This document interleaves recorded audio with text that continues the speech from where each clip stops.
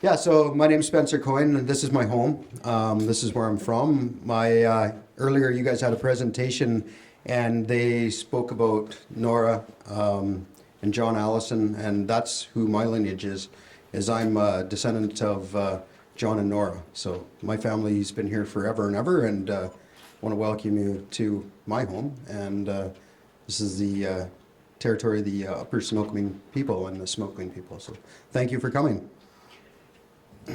So I was asked to speak about the flooding of the 2021 atmospheric river. It was a day that nobody who lived through it will ever forget. In 1995, the year my graduation year, we had a similar event, but not as bad as this one. We had floods, the Allison Flats flooded, downtown flooded, but it wasn't like this. The power of the water the night that this happened, nobody had ever recorded before.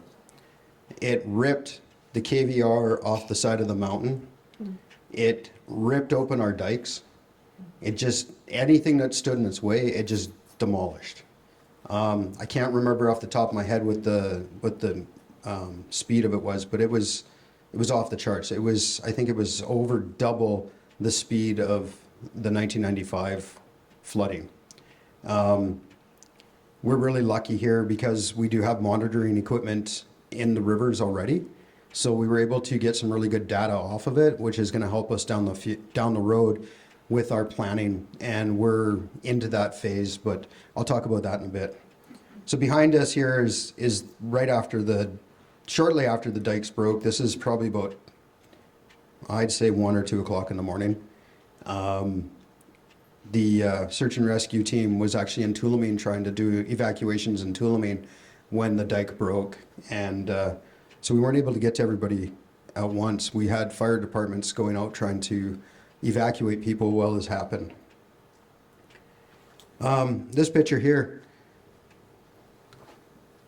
right here, that's noon, the day before the day before the flood. The flooding actually started just after midnight, so I get it a little confused.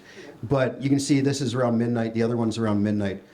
See all the freeboard? The river had actually come up a bit, but it hadn't come up a lot. And that's, that was getting high. Like, we were watching it and we were like, oh, river came up. Because before this, you could almost walk across the river without getting wet. That's how little water was in there. So we'd had rain for a little while that night before, but it wasn't much. I was actually going home to put Christmas lights up, and I stopped because there was all this traffic. So, yeah. That's right there is about 12 feet of water. It was actually bouncing off the bottom of the bridge, which is 14 feet. This is how it all started. It started with road closures. Coquihalla closed, and before we knew it, almost every highway in British Columbia was closed, and they were all coming through Princeton. Now, to put that in perspective, the Port of Vancouver, plus all your holiday traffic, and all your weekend traffic, and all your other traffic, is coming through Princeton, through one road. And that's what happened. So there's a picture of me flagging, because I went down and we got no notice from highways, we got no notice from the government that this was happening. We just realized that there was all this traffic coming through town. And my fire chief and our bylaw officer were down there trying to control traffic with a fire truck and a bylaw truck parked across the intersection to try to encourage people to go. So the three of us flagged until 7 o'clock that night. And then it all happened. So these are just more pictures of the rescue. That's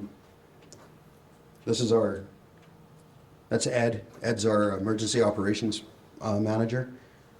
He's showing us where the water lines are and everything. This is Tulameen. Tulameen's 26 kilometers upriver of us.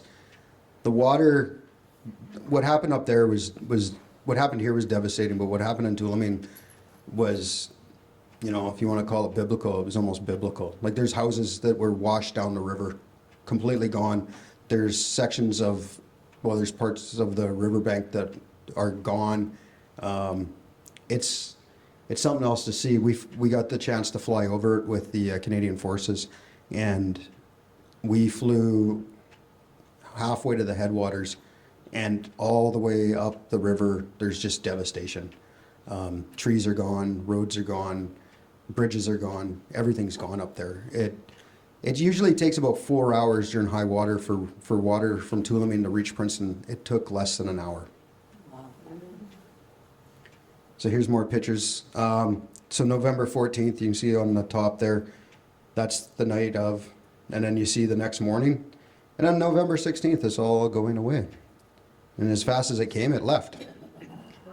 But there was 3 back-to-back atmospheric rivers. That's the one thing that people don't realize. There was 3 consecutive events that happened. Princeton itself was impacted by all 3, but not to the extent of the first one. The first one was the most devastating one. And the reason the first one was as devastating as it was, somewhere I have a picture, you can see here, is right here. That dike broke. It didn't break in, it was pulled into the river. And the reason it was pulled into the river is because of the bridge right here. So the water came around and it started creating a circular motion, and it actually ripped the dike into the river. It didn't blow out, it broke in, and then all the water, so that 14 feet of water, came rushing through town in like a matter of a minute. And when it came through, it broke doors, windows. There was people trapped in basements. It was like a tidal wave going through town. One of our public works crew, they were in a truck with sand. They were going to sandbag. The truck lifted up off the ground. We almost lost those guys. This is down on Carina Avenue, and this is across the street from Todd's place there. And this is down from where it was the night before.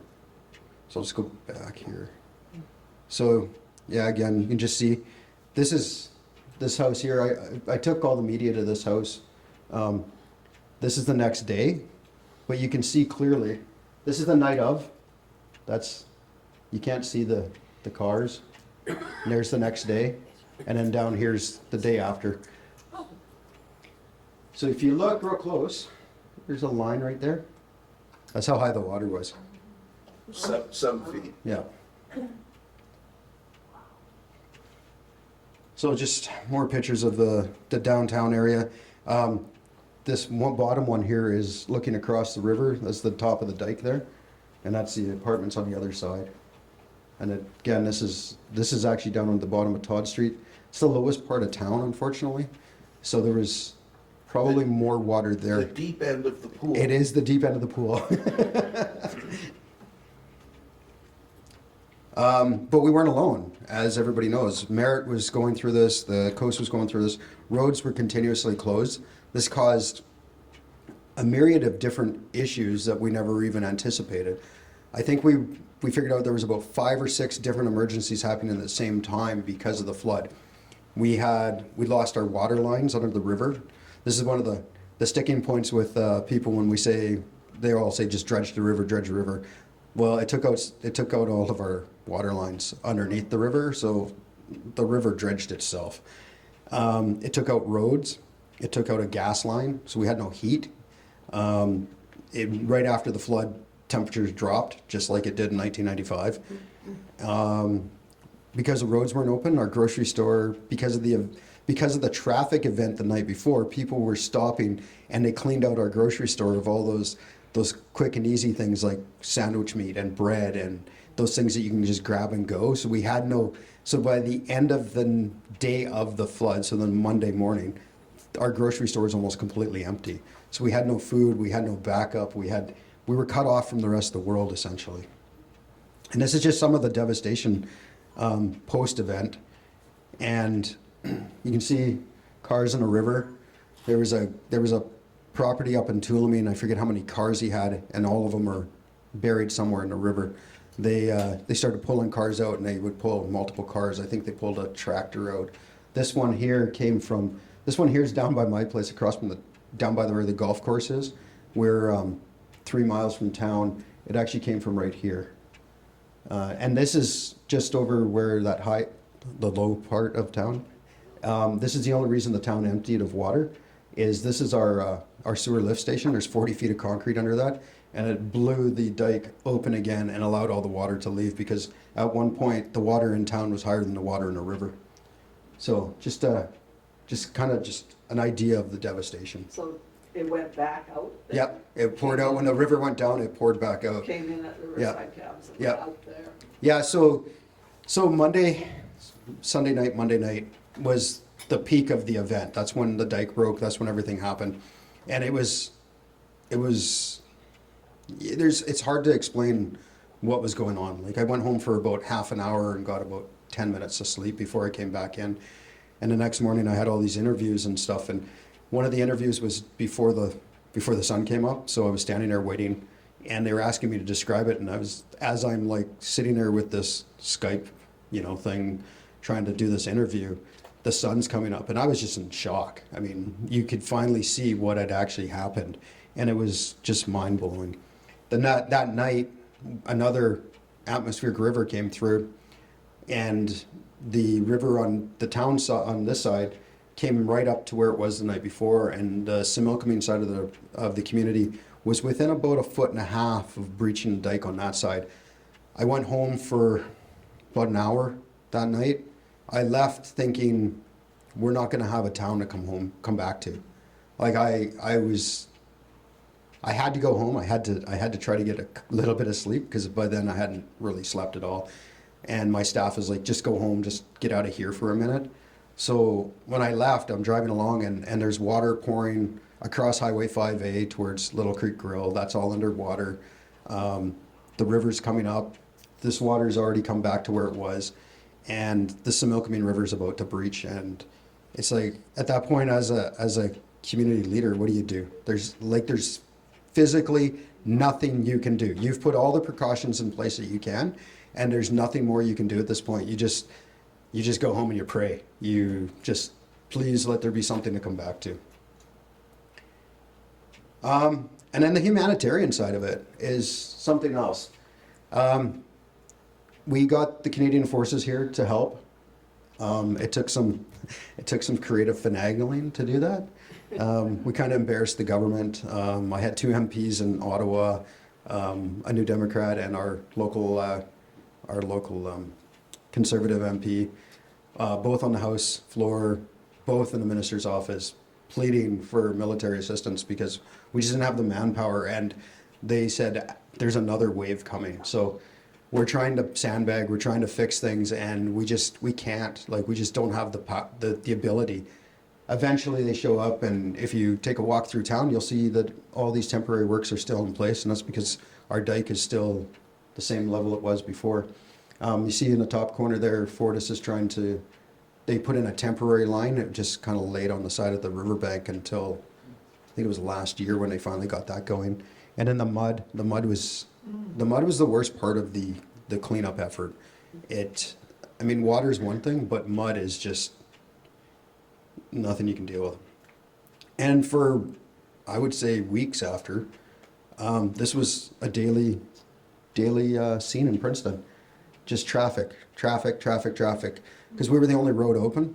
So every time they would open the road, all these trucks would try to get to Vancouver as quickly as they can, and they would crash somewhere near up by Whipsaw, or they would crash up on Highway 5A trying to get to Merritt, and you're backed up. And our poor emergency crews were just beside themselves because they're trying to get to people through all this, and it was just pandemonium, to be honest. That is part of the reason the Coquihalla got opened as fast as it was, is because we were continuously calling the minister's office saying, you got to do something for us, because we can't keep up like this. I mean, you come to town at night and there's a truck parked in every inch of town. It was crazy. And like I said, the humanitarian side was overwhelming. People from everywhere, and I mean everywhere, came to our assistance. We had aid groups come out from the Lower Mainland, the Islamic Relief, Terra Helping Hands, Samaritan's Purse, Christian Aid, the Mennonite Disaster Service, who I can't say enough good things about. They rebuilt, I think it's close to 40 homes in the community, no charge to the residents. So, and then just volunteers, just out of nowhere, come out and help clean people's houses out. One of the things we were really, really worried about was we knew it was November. We knew what was coming next, winter, right? And it could drop to minus 40 the next day. So when people were trying to clean out their houses and clean their personal belongings out, never mind pulling drywall out, there were some volunteers who came out and they were trying to organize work crews to go in and just move people's stuff. So we started a program, just put it on the street and we'll look after it once you get it on the street. So we help coordinate through the mayor's office because doesn't fall under the Emergency Management Act. So there's no humanitarian stuff. It's just the physical build dikes, stop the water sort of thing. So everything else isn't covered by the province or by any level of government. So we took it upon ourselves. We brought in some staff and whatnot, and we ran it out of the mayor's office where we coordinated all the volunteer groups to be able to work. And we brought out an army of people from as far away as Osuyas up to, I think, Kelowna.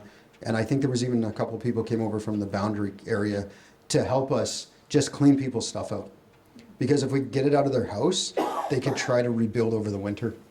Because you're never going to move that stuff once it freezes. So the idea was get the personal stuff out, and whatever can be salvaged, salvage it, but whatever couldn't, just get rid of it so we could deal with it. And we have an empty parking lot that's turning into a plaza, and there was a mountain of garbage that we couldn't get to the landfill in time, so we just moved it down there and dumped it off. But contractors came out with their machinery and with their dump trucks and helped us move it. And then, Kokanee sent us a trailer full of water. It was the grossest water you've ever had in your life, but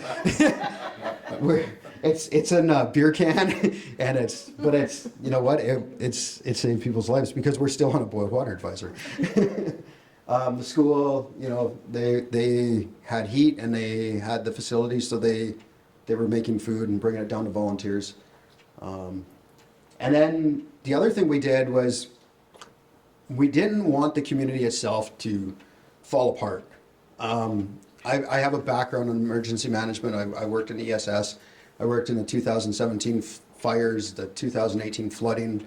And one of the big things is being able to keep people together and keep that community spirit alive, because if we lose that, then we lose everybody.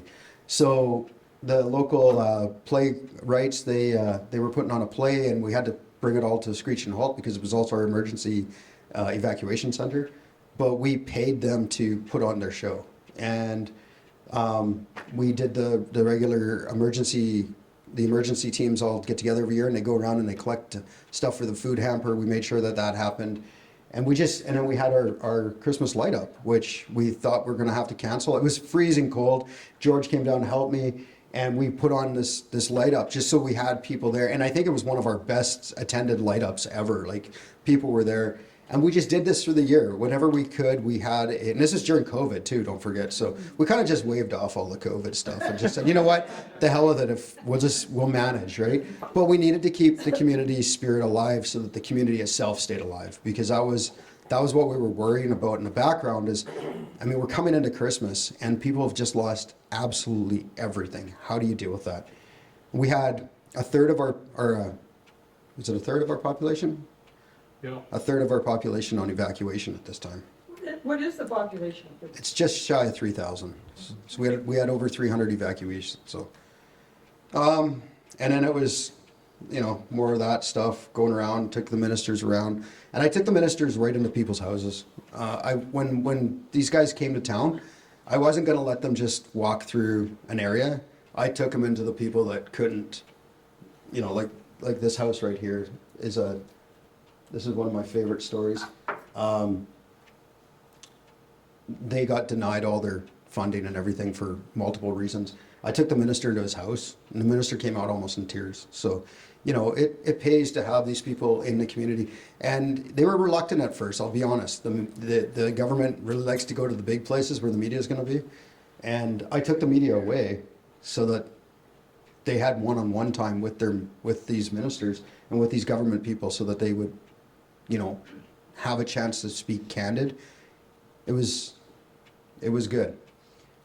Community, and then, like RPR came to town, they gave out free Christmas hampers and stuff. It was pretty awesome. Like, the army was the day that the army showed up in town it was one of those make or break moments, people were exhausted, like absolutely exhausted. By then we'd been asking for help and asking for help and asking for help, and none was coming, right? Like it felt like we were seriously all by ourselves. The army came through one day, they were heading to the coast, Yeah. and everybody's like, oh, you know, they were like, I seen them down the highway, but they weren't coming here. But the day that they showed up, they had a small truck with their, you know, their officers came to town, and you could almost hear a collective sigh of relief across the community when they saw that the army was here. It was like, we're saved, right? And just them being in the community was a huge morale boost for the entire town. Planning for the future. So the one thing, as somebody who has a background in emergency management, has always known is that these boundaries, these political boundaries that we're bound to, they don't work. So our team is now looking at how do we change this. There's new legislation coming out hopefully this fall. We'll see if it actually comes out. But we border two other regional districts. We're part of the regional district Okanagan-Similkameen, and we're the town of Princeton. And we're way over here all by ourselves, and over here, and Penticton's way over here, and that's where, you know, or over there, and that's where all the operations are held for everything and whatnot. But we were on our own.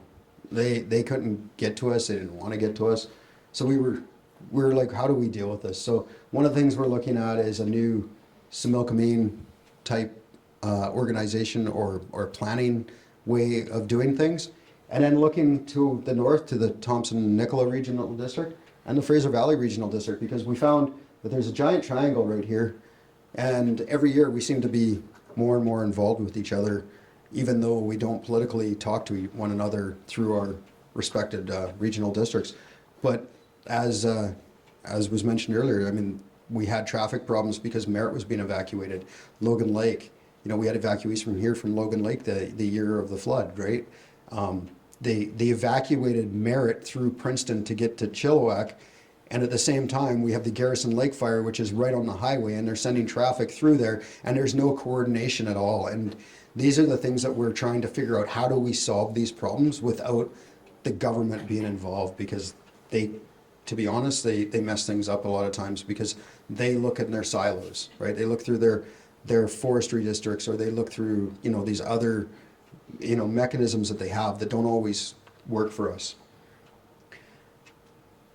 So there's Princeton, 1880. It's a pretty important picture. You can see where the river is.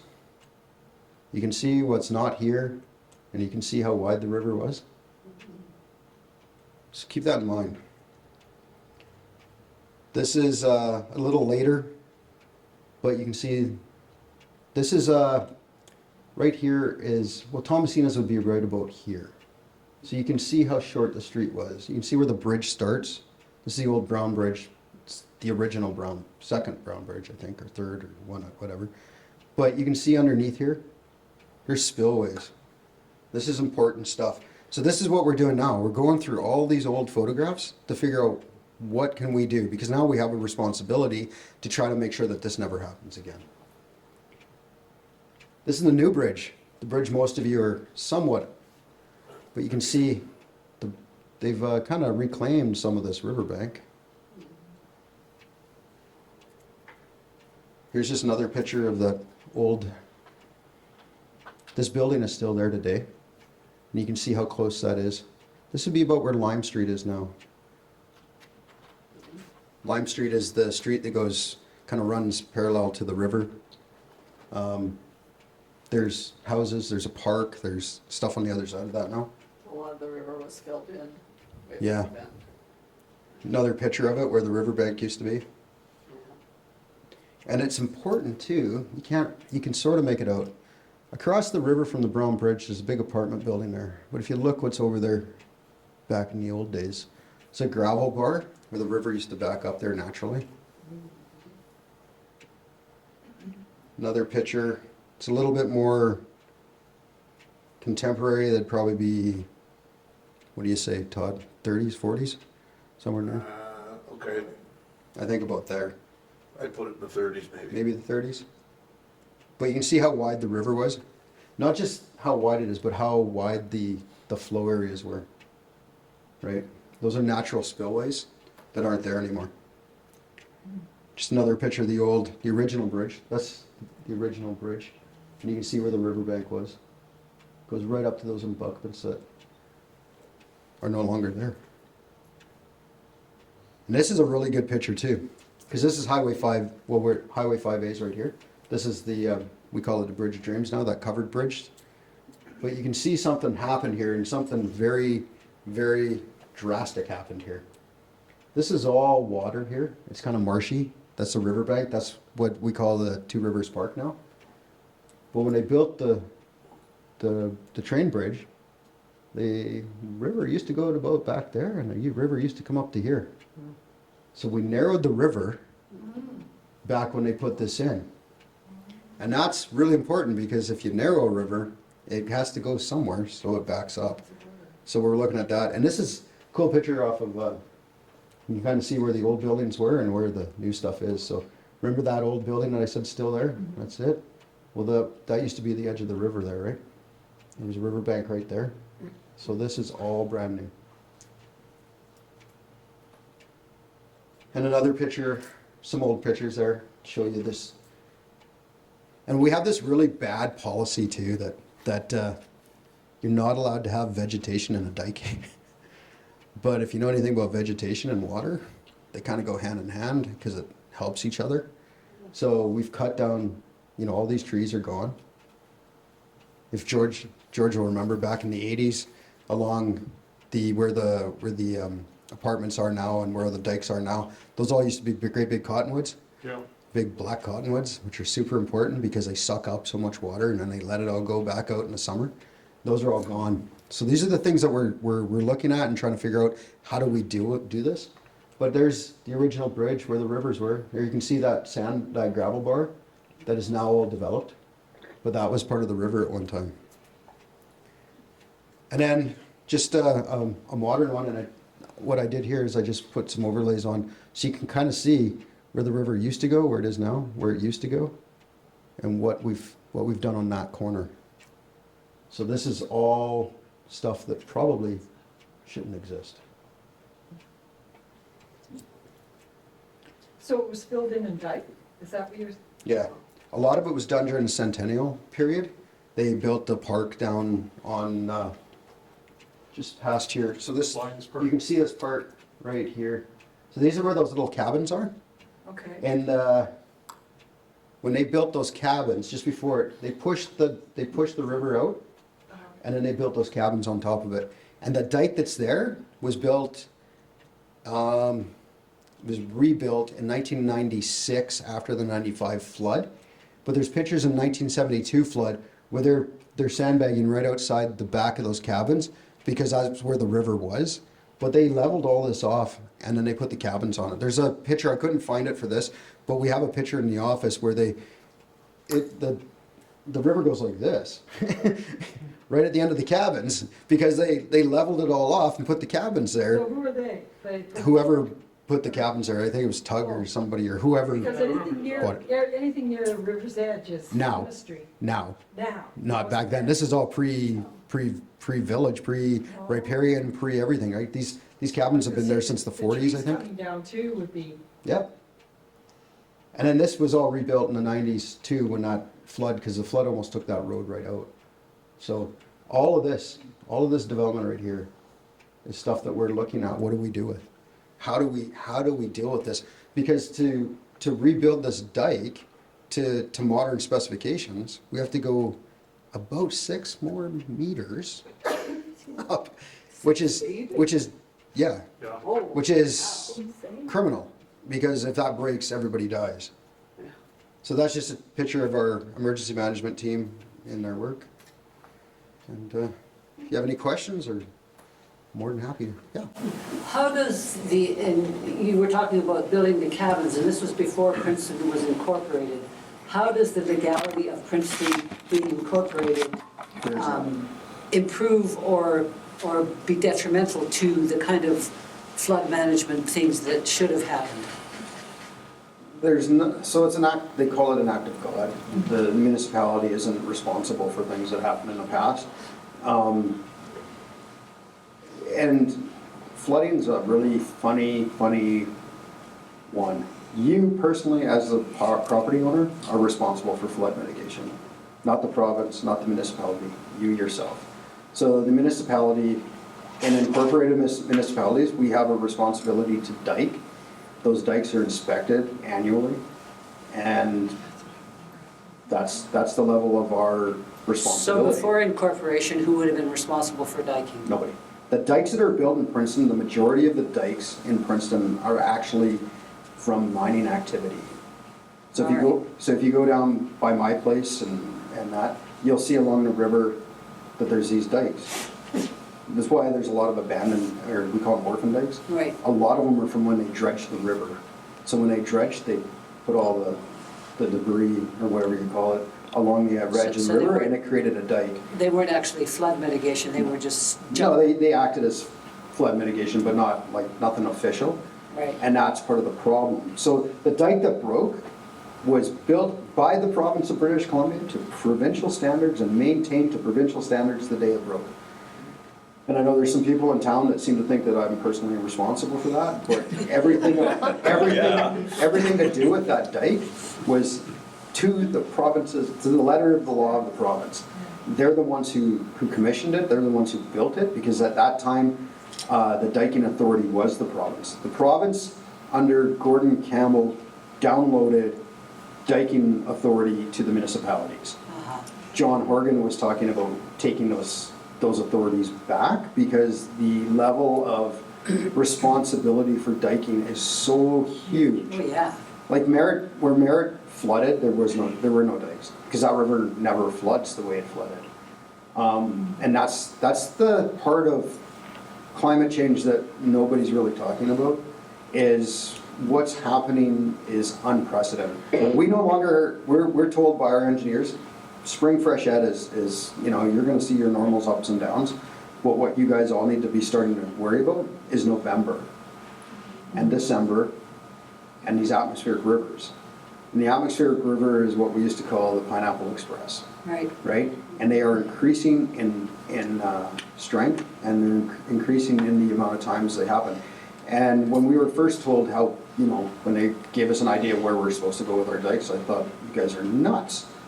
But then we watched California go through a whole month of atmospheric river. Now, if that was to hit the coast of British Columbia and north coast of Seattle or Washington, that would have funneled all up the Fraser Valley into the Coquihalla headwaters, which we are part of. Right. The only thing that saved us was the fact that it didn't come over on both sides of the mountain, because the Tulameen and the Similkameen, they meet on just about, they almost meet where their headwaters is. One's on one side, one's on the other side. Right. So it all went kind of more that way. But if they would have went both sides, Princeton itself wouldn't be here, and most of the valley wouldn't be here, because Merritt took a brunt of it. Yeah, Bonnie. For 2 years after those floods, I know our Upper Smoking Indian bands and you're still pulling stuff out. The cars, sheds, tools, you name it, that what went through here ended up down in our territory, or downriver. And we're still working, pulling stuff Well, I wondered out. where that ranch of mine had gone. Well, you gotta remember, up in Tulameen, like, there's houses, garages, they're gone, and everything in it went with it. They're gone. Like, Princeton got hit, but we didn't get hit the same way they did, right? Like, they didn't have the same level of protection that we did. So when our dike failed, yeah, there was junk that came out, right? But everything upriver of us that didn't have a dike, that got washed away, it kept going. And it's in the river somewhere. Yeah, it bypassed Princeton, so we're still working on pulling it all out. Yep. So As people find it now. are you working on a flood mitigation? Yeah. Like what, with the feds, the province, It's complicated. well, we work So on there's- ground force. Yeah, so you guys know And we've damn got well. these 8-foot high rusted steel walls now Yeah. for, when you talked about going 6 feet up. Yeah, That's what our riverfront looks like yeah. now. So those are the things our engineers are working on right now, Yeah. and I think we had to have our application into the federal government this week, And you see, we're 4 years down, well, we're 5 years down. You guys are 5 years, yeah, and no offense it's to Grand still- Forks, but I hope not to be Grand Forks in 5 years. Like, Yeah. that's my goal, is I was not gonna to be in the say same boat. expedite it. Because you guys are still 14 million short of being Yep. able to finish your plan. This is the complexity of it, is the federal government is responsible for some of it, but they only give you 30% of the funding. So our funding plan was anywhere from, the initial cost that I was told were anywhere between 100 and 500 million dollars. Who's gonna pay for the 100, even Yeah. $100 million? How is a town of 3,000 people supposed to come up with 70% of $100 million? These are big Yeah. questions that It's we're trying to answer. unrealistic. Yeah. Have the insurance companies been, are they communicating with the town No. at all about, future danger or Nope. safety? Nope, they just won't insure anybody anymore. They What's just- that? They just don't want to insure anybody. Well, I mean, I was in the flood, my place was destroyed, my rented house. Yeah. And so I fortunately had tenants insurance Yeah. and they paid out. A lot of people in town, when insurance came into play, they were covered for $10,000. And they renewed. Oh, yeah, some of them will. Some of them have renewed. There's been a few insurance companies that have come to the table that will give you full insurance. But Our insurance company will renew us too because they gave us a big fat zero. No problem. exactly. Yeah, so they're- You still don't have any coverage. And they found That's loopholes. right, we didn't And have any went- coverage before, we won't have any We coverage went to again. we went to the Competition Bureau, we went to the federal government, the provincial government, and we pleaded with them to step in. But if you insured with a local insurer, there was a clause in there that if you had sewer backup first, and then within so many days, because everybody had sewer backup first, because we had groundwater before we had a dike breach. If the dike didn't breach, we wouldn't be in the mess we were in. We would just have the groundwater, normal flooding sort of thing.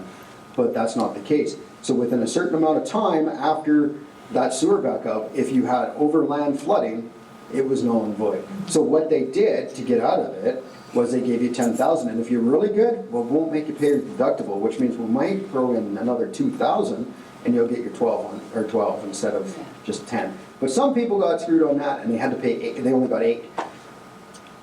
Yeah, I think the majority of the people got zero. yeah, there was a lot that got 0. And that's where there was supposed to be funding from disaster mitigation funding through the federal government and all this, and a lot of it didn't come through, and it's a really, I mean, Princeton and Merritt should be textbook cases of how to handle this stuff, because the problems we're dealing with, I mean, every community, it's coming to every community. I'm not gonna lie. What we've been going through the last 5 years is coming to every single community across the province. Well, just to follow up then, has that destroyed property values in the flood zone? If you can't get insurance, how do you get a mortgage? Some of them couldn't get insurance before because you're in a flood zone. It's not a matter of can't get insurance, you can get insurance. You can always get insurance. You can't get that overland water insurance. Yeah. Oh, yeah, You well, get fire insurance, you get Insurance, theft, you sure, get all that. anything else, But that's all good. There's people down there that couldn't qualify for flood insurance to begin with because you're already in a flood zone. oh, So, but what we did for property values is when there's a flood or an event like this, the BC assessment will come in and they will reassess your property value and drop your value. What we did to try to get people's property values back up as fast as we could, we issued free building permits to people so that they can rebuild their houses properly, not just do what they did in '95 and just rip out some drywall and plaster over top of it or paint over top of it and pretend it was all fine. You had to come in and get a building permit. If you got your building permit, you got inspections, and it all goes in your portfolio, so when you go to sell your property, it says all the work was done properly. And then you took out building permits, then BC assessment will bring your value back up faster because there's an assessed value that's based on those permits. So we were able to get a lot of people back up to where they should be because a lot of people did the work right away. And I mean, that's where Mennonite Disaster Service came in and helped a lot of people, right? By helping those homes, it encouraged other people to do their jobs too, right? And fix their houses. And there's still some that aren't, and we're looking at ways right now to deal with those people that don't seem to want to fix the rentals. And that's a shame that we're having to look at that, but because some of those places have been sitting empty now since this event, they're Yeah. becoming hazardous to the community. So we didn't want to come down heavy-handed on people because we know some people didn't get insurance and everything. But now we have the situation where, you know, you get squatters and the building's not safe because it's rotting and there's mold and, Oh, yeah. you know, and everything. So now we're trying to figure out a way to do that without, you know, coming down on people that just don't have the means to fix their properties. One of the loopholes you might want to look into is interior health.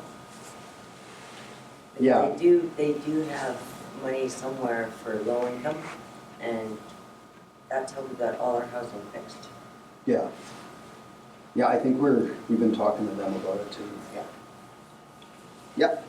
Yeah, Mayor, a question about the impact on your business community through all of this, and just the second part of what you were just talking about, how far along would you say you are on the rebuild? That's a good question. So we did an impact study on our businesses. We had the BC Economic Development Association come in. They did an assessment, and it was high because industry had to come to a complete stop, especially because of that gas line rupture. Yeah. That had a bigger impact on the business community than we realized, because Weyerhaeuser had to shut down, the pellet plant had to shut down, and then because the roads were closed, the mine shut down. And I do have to give some credit where credit's due. We did rebuild one of that section of dike that broke. We're still fighting with the province over it. But Copper Mountain flew out rock samples, and they provided us with tested rock that we were able to use, and the province ended up having to approve it because it was tested. But they said it has to be temporary. But we had local contractors place it free of charge, and Weyerhaeuser and Copper Mountain supplied us with the rock. So that was a huge benefit, because we were able to stop the next flood, which would have been 3 days later or whatever, because we were able to get it up high enough that when the third wave came through, we were able to slow it down and whatnot. So that was a huge benefit. But we have lost a few businesses. We lost one business because the landlord refused to fix their property, and it was going moldy. That building, unfortunately, the business closed. The building has since sold to another person, and then another building flooded as well, and they were able to get. They lost a little bit, but they were able to. I think somebody bought it and started doing some work on it as well. And the second part of your question Well, was just how far along do you think you are in the rebuild of? Yeah, so we haven't started anything on our diking yet. Our diking is going to be huge. There's letters going out right now and we have to start this process, and the process is long. The dike is repaired. Like if we get a normal flooding year, we're completely safe. If we get another atmospheric river, we don't know, right? I mean, those are uncertainties that we can't predict right now. But as the overall recovery, there's some buildings that still need to come down. That's just because we're dealing with insurance and whatnot. Like our town shop was destroyed.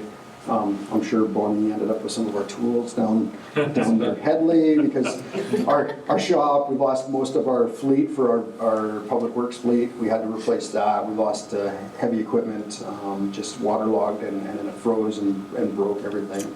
The community services building, which is owned by the town of Princeton, was completely destroyed. We are putting out a request for proposal right now on demolition on both of those buildings. That's just been an ongoing thing with the insurance company to get the funding to do it. We have a water park that we probably won't be able to rebuild because it's in that zone there that used to be a riverbank. So it's under still probably a couple feet of dirt that we can't have kids playing in until that's all removed and mitigated, because we don't know what's in that soil. And then BC Housing lost two buildings, and they are supposed to be rebuilding, but they have not indicated whether or not they're going to proceed right now, and that's a huge blow because there's about 30 residents that live in those buildings. And then we're looking at some other stuff, but we've replaced water lines. We lost 5 of our 6 river crossings. We replaced them with 4. We did directional drilling, so there's no impact of the river. We replaced a sewer line that, luckily it wasn't in use, but it got crushed, so we replaced that with a new one. We have a new well system going in. It's a $4.5 million project that's 2 years overdue because red tape with the health authority. But that should be finalized hopefully next fall. But that's a huge cost too. So overall, I think we've done, I would wager probably close to $10 million in repairs to the community, just infrastructure wise. And then there's still buildings and whatnot that still need to be done. So by the time we're done, we're probably going to be pushing, minus the diking, we're probably going to be pushing close to $20 million in recovery in that part. And then there's still the diking program that needs to be done.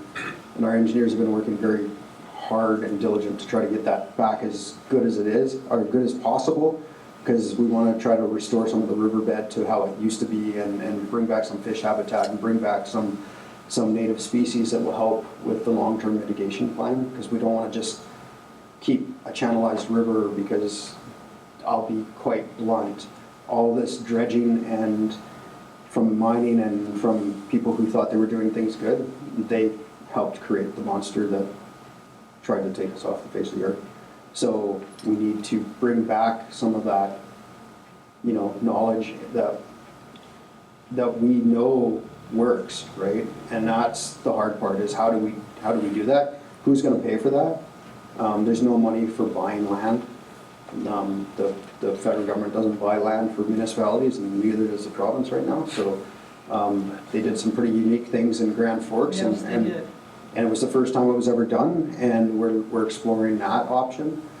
And but those things get very pricey. I mean, we could be talking, But as you said, we're in the hole, yeah. big So, time. so, yeah, I mean, as a community, I think we've bounced back pretty good. We're a resilient people, and I have to give my residents all the credit in the world. I mean, even in our darkest days, people were still smiling, and I think that just goes to show that as a community we came through this. I mean, we've lost some people through it, but overall I think it's made us a stronger community. And when the plaza's all finished, hopefully soon, it'll be even better, because that's our resiliency plaza, and we got funding for band shell and whatnot, and it's all about bringing people together and trying to encourage that community spirit to continue. Is there a question to follow up on what you were saying about the riverbed and the future of the riverbed?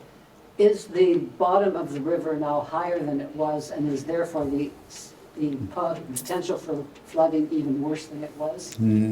Yes and no.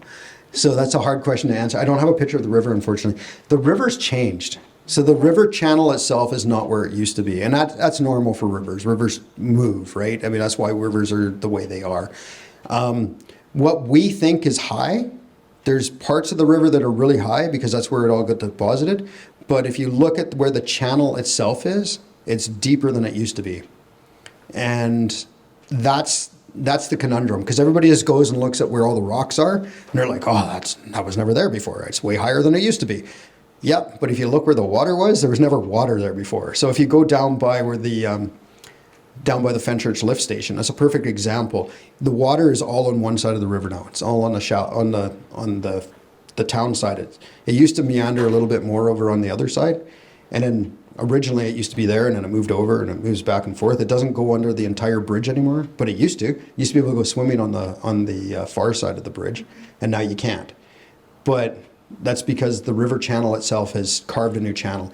And where I'm concerned with that isn't so much in town part, it's where the two rivers meet, because now the river has gone kind of straight, it's kind of shooting straight across the river. And I'm concerned with that, because then it shoots straight towards where the band office is. because it doesn't bend anymore. It's kind of shooting over, and then the smoke means pushing it down. So that's something that I'm more concerned about, because then it'll start to erode that side of the river, and then we'll have other problems down the road with because we have infrastructure there. The band has an office over there, and the highway's over there. So we want to make sure that nothing happens there down the road as well. But it's just different. It's not in the same place. You go down the river and you look at places. I mean, I grew up on the river, and fishing holes are not the same spot, but there's other fishing holes, and just the nature of rivers.